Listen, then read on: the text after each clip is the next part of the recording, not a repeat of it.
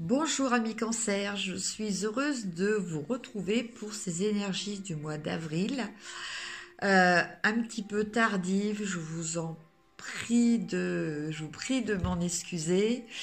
Voilà, avec Pâques, tout a été un petit peu bousculé, un petit peu décalé, un petit peu retardé. Voilà, mais me voilà en pleine forme pour vous donner un petit peu les énergies générales de ce mois d'avril pour vous. Alors, je vais utiliser pour ça les cartes du Rider-Waite, les cartes du jeu de votre destin. Donc c'est vrai que c'est un jeu que je n'utilise pas très souvent pour les vidéos. Voilà.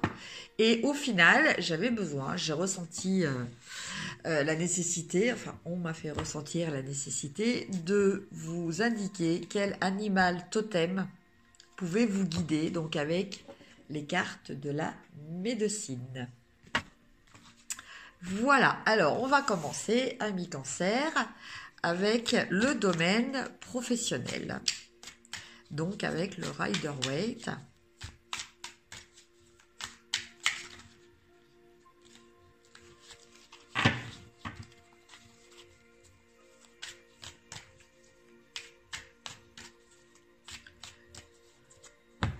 Alors, je tire 3 cartes.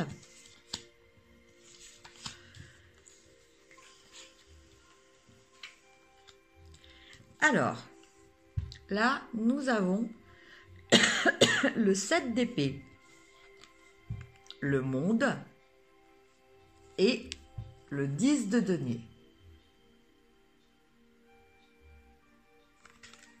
Alors, que nous disent ces cartes? Alors, le 7 d'épée, il nous parle de réfléchir à nos pensées, réfléchir à ce que l'on peut dire. Voilà. Ce 7 d'épée nous invite à remettre un petit peu en question notre intégrité,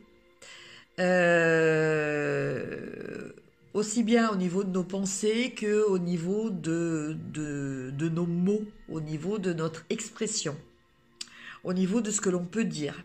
Donc, bon, là, on nous invite peut-être à être un petit peu plus juste, un petit peu plus équitable, voire peut-être même un petit peu plus neutre, dans notre façon de nous comporter. Enfin, en tout cas, amis cancer. Je dis nous, mais je ne suis pas cancer. Mais voilà, c'est l'énergie de la carte. C'est de voilà de rester dans la justice, la justesse, l'équité au niveau de tout ce que vous pouvez dire, euh, penser, voilà. Donc en clair, faire un nettoyage. Voilà, on vous demande de finir. Donc là, c'est vrai qu'il y avait la pleine lune, là, ces jours-ci. Les pleines lunes étant toujours des moments pour faire le nettoyage. Les nouvelles lunes étant des moments pour redémarrer des nouveaux objectifs. Donc là, on vous demande de terminer ce gros ménage qui est en train de se faire, hein, parce que bon, les effets de la pleine lune se font ressentir quelques jours avant, quelques jours après, encore, hein, voire un petit peu plus que quelques jours. Donc là, finissez vraiment au niveau professionnel pour en arriver à un accomplissement et à vraiment un sentiment de bien-être, d'équilibre, de réalisation. Il va falloir finir de faire ce nettoyage en vous. Donc, en clair, ça veut peut-être dire aussi arrêter de critiquer, ne pas prendre les idées des autres et vous les attribuer. Vous voyez, ça c'est ça la justice, la justesse. Euh, ne pas forcément non plus écouter ce que les autres disent. Hein, s'il s'agit notamment de choses un peu médisantes ou autres. Enfin voilà, faire vraiment un nettoyage. Donc quand on dit nettoyage, c'est on enlève tout ce qui ne sert plus, tout ce qui est négatif. Tout ça pour arriver vraiment à ce sentiment, parce que ça c'est une carte qui est excellente. Donc c'est quelque chose à laquelle vous pouvez aboutir. Voilà, au niveau déjà ressenti, hein, si ce n'est en plus qu'au niveau matériel. Donc cet état de réalisation, d'accomplissement, de dire voilà j'ai réussi. Alors j'ai peut-être réussi déjà à faire ce nettoyage quoi. Mais bon, là en fait les énergies vous tendent à ça. Maintenant une fois de plus, hein, comme je le dis pour tous les tirages, un tirage n'est pas quelque chose d'impératif, d'exhaustif. C'est une énergie générale. C'est comme un courant. Donc, soit vous vous laissez porter par ce courant, mais vous pouvez très bien sortir carrément de la rivière ou aller complètement à contre-courant. Là est votre libre arbitre, hein, une fois de plus. Mais donc au niveau professionnel, bah écoutez, je vois quelque chose quand même, un mois d'avril qui peut être très agréable au niveau ressenti, donc professionnel, activité. Hein, je précise aussi, hein, parce que bon, il y a aussi les gens qui sont à la recherche d'un emploi, les gens qui sont à la retraite. Donc on parle de votre activité en général. Donc au niveau de votre activité, pour arriver à à ce sentiment de réussite, de succès, il va falloir finir de faire de nettoyage par rapport à des choses négatives ou des choses qui ne vous servent pas ou des choses qui ne sont pas justes. Voilà au niveau professionnel. Au niveau sentimental,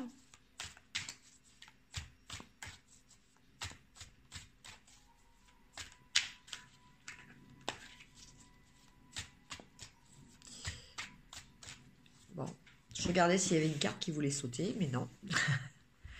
Alors, donc je tire 3 cartes. Alors, au niveau sentimental, nous avons la reine de bâton. Nous avons le pendu. Et nous avons le 6 de coupe.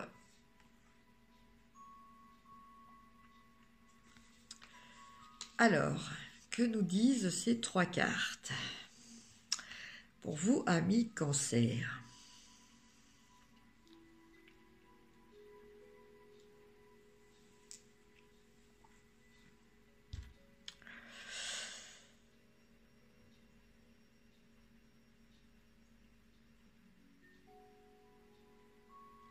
Alors pour vous, amis Cancer, en fait, je vois un petit peu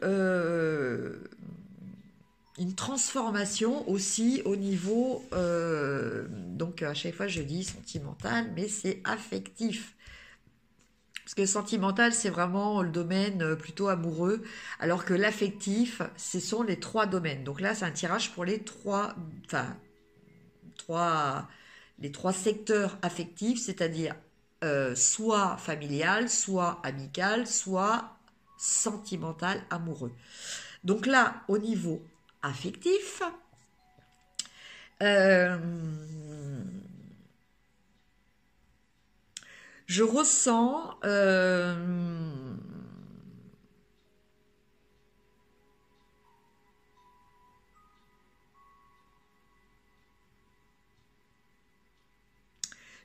un besoin euh, d'un changement dans donc le type de relation qui vous tient le plus à cœur. Parce qu'une fois de plus, je vous laisse adapter, hein, soit sentimental, soit familial, soit amical. Donc, dans le domaine qui vous tient le plus à cœur, euh, je dirais que vous avez une relation qui était stable, qui était réelle, hein, qui était affirmée, tout ça. Euh, Par contre, qui pour vous était peut-être trop envahissante, trop contraignante. Euh, C'était une énergie affective qui était, alors je dis qui était, hein, qui est encore, hein, mais qui est très riche et qui est très, euh,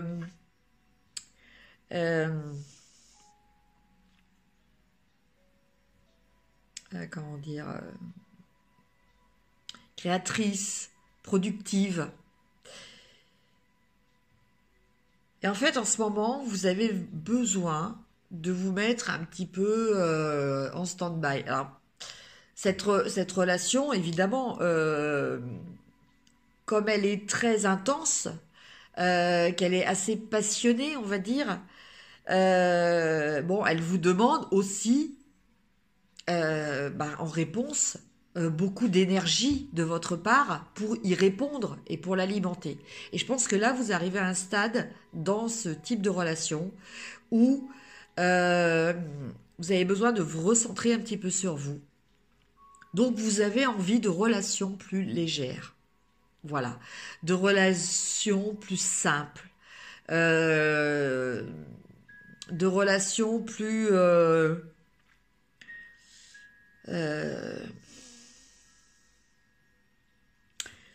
cette carte-là, c'est des relations un petit peu enfantines, quoi, en fait. Plus, plus insouciantes, moins dans le calcul. Euh, alors que là, bon, avec la reine de bâton, on est quand même, je vous dis, dans une relation qui est relativement passionnée, passionnelle, quoi, en fait. Donc, où il y a quand même beaucoup de choses qui sont données, mais beaucoup de choses qui sont attendues. Voilà. Alors que vous, en ce moment, vous avez plus besoin de relations simples, euh, de relations...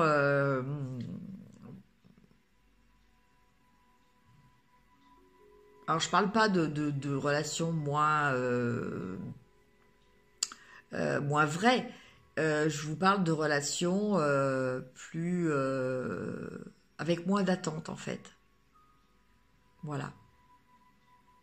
Plus légère. J'arrive pas à trouver un autre terme, c'est plus légère. Voilà pour votre domaine sentimental, ami Cancer. Après, nous allons regarder avec les cartes du jeu de votre destin. Voilà. Quel est le message, le défi ou le challenge pour vous ce mois d'avril. Bon, là, c'est un gros paquet qui est tombé, donc je ne le prends pas.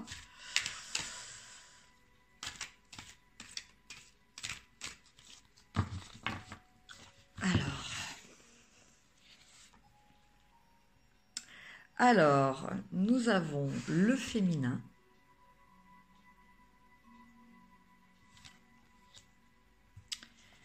Deuxième carte. Et les projets.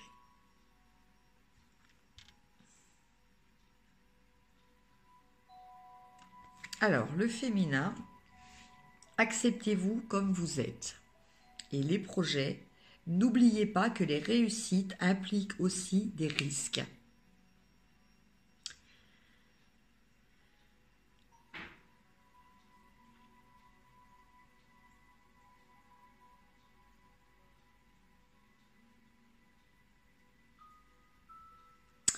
Alors, acceptez-vous comme vous êtes avec le féminin. En fait, on nous parle de... Là, c'est plutôt un challenge qu'un conseil. C'est-à-dire que ce mois-ci, le féminin, en fait, il nous parle de l'intériorité. Le féminin, il nous parle de notre moi intérieur. Nous parle aussi de notre sensibilité, de nos émotions, hein, parce qu'on est, vous voyez, là on a la lune, donc bon, bah, là, on est quand même dans le domaine des sentiments. On nous parle aussi d'équilibre, avec le yin et le yang, qui est aussi représenté sur la tête du personnage.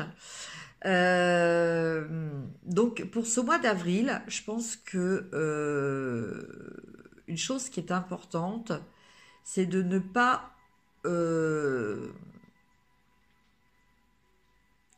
omettre, de ne pas mettre de côté votre aspect sensible,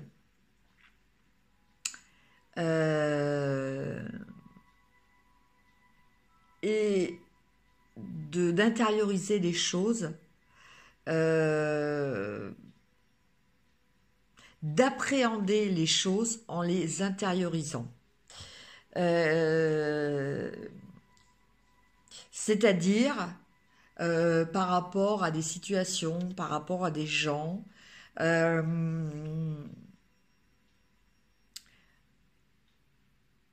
de voir comment cela résonne à l'intérieur de vous.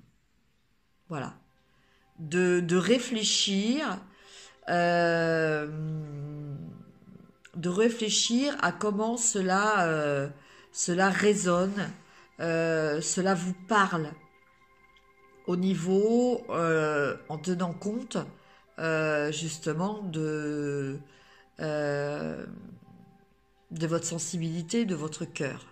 Voilà, voilà ce que me vient le message de cette carte. Et concernant les projets, n'oubliez pas que les risques impliquent aussi des réussites. Bon, bah, je pense que cette carte, elle parle d'elle-même. Je pense que voilà, il faut intégrer les choses donc au niveau de votre féminité. Même pour les hommes, hein, on a tous, hommes et femmes, des parts de féminité et masculinité. Mais là, on vous parle, ami Cancer, donc que vous soyez homme ou femme, à intégrer cette part de féminin en vous, cette part de sensibilité, à ne pas la rejeter, et à... Alors d'un côté, on vous dit d'intérioriser vos ressentis, mais après, on vous dit de les extérioriser. Voilà. Et là, ce sont les projets. Voilà. Et là, on retrouve le proverbe qui ne tente rien n'a rien. Voilà.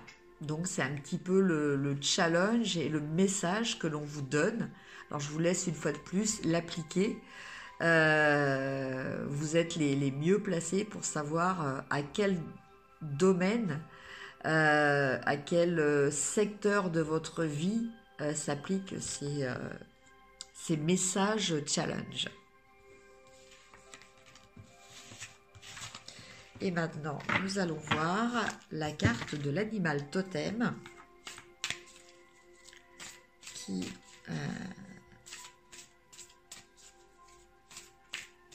va vous guider. pour ce mois d'avril. Enfin, si vous le souhaitez, une fois de plus, hein, parce que vous avez votre libre arbitre. Je le dis, je le répète, puisque c'est très important. Hein. Les cartes sont là pour vous donner des énergies générales. Sont comme des courants principaux. Maintenant, vous pouvez très bien ne pas être sensible à ces courants ou aller à contre-courant ou sortir carrément de ces courants. Alors, l'animal totem pour vous, pour ce mois d'avril, ami Cancer, c'est l'oiseau-mouche. Alors, l'oiseau-mouche.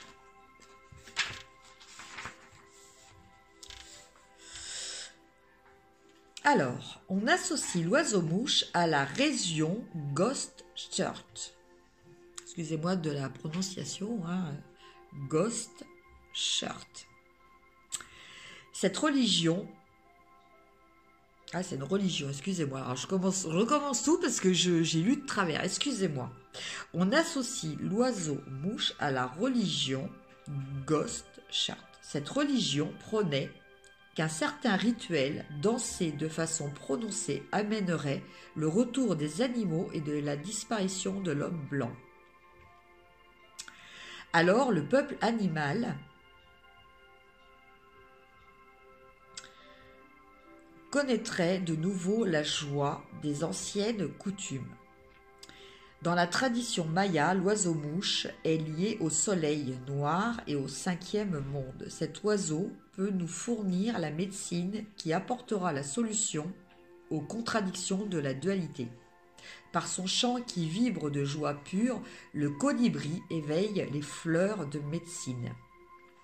Les fleurs aiment cet oiseau qui, par son butinement, assure la reproduction de leur famille. En effet, les plantes doivent leur floraison et leur survie à l'oiseau-mouche. Le colibri vole dans toutes les directions. Il recule aussi également qu'il avance. Il peut se déplacer verticalement et enfin faire du surplace tout en semblant immobile. Le grand esprit a créé l'oiseau-mouche quelque peu différent des autres créatures ailées.